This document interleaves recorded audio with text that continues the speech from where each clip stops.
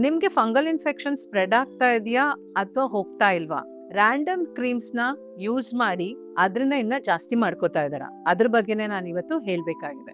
Fungal infection ಅಂದ್ರೆ ಇದು ಡರ್ಮಟೋಫೈಟ್ infection ಅಂತ ಹೇಳಿ. ಇದು ಮೋಸ್ಟ್ಲಿ ಬರೋದು ತುಂಬಾ ಹ್ಯೂಮಿಡ್ ವೆದರ್ ಇಂದ, ತುಂಬಾ ಪೀಪಲ್ ಇವಾಗ ಡ್ಯಾಂಪ್ ಕ್ಲೋತ್ಸ್ ಅಂತ ಹೇಳಿ ಒದ್ದೆ ಬಟ್ಟೆ ಹಾಕಿರೋದ್ರಿಂದ, ಈವನ್ ಕಾಯಿಲೆಗಳು ಕೂಡ ಒಬೇಸಿಟಿ, ಇನ್ಸುಲಿನ್ ರೆಸಿಸ್ಟೆನ್ಸ್ ಇಂದ ಕೂಡ ಬರುತ್ತೆ. ಸೊ ಇದು ಯಾವ್ಯಾವ ಜಾಗದಲ್ಲಿ ನಿಮ್ಗೆ ಕಾಣಿಸ್ಕೊಳ್ಳುತ್ತೆ ಅಂತ, ಮೋಸ್ಟ್ಲಿ ಸ್ಕಿನ್ ಫೋಲ್ಡ್ಸ್ ಅಂತ ಹೇಳಿದ್ರೆ ಇನ್ನರ್ ಥೈಸ್, ಅಂಡರ್ ಆರ್ಮ್ಸ್, ಮತ್ತೆ ನೆಕ್ ಫೋಲ್ಡ್ಸ್, ಈವನ್ ಫೀಟ್ ಕೂಡ you can see the infection.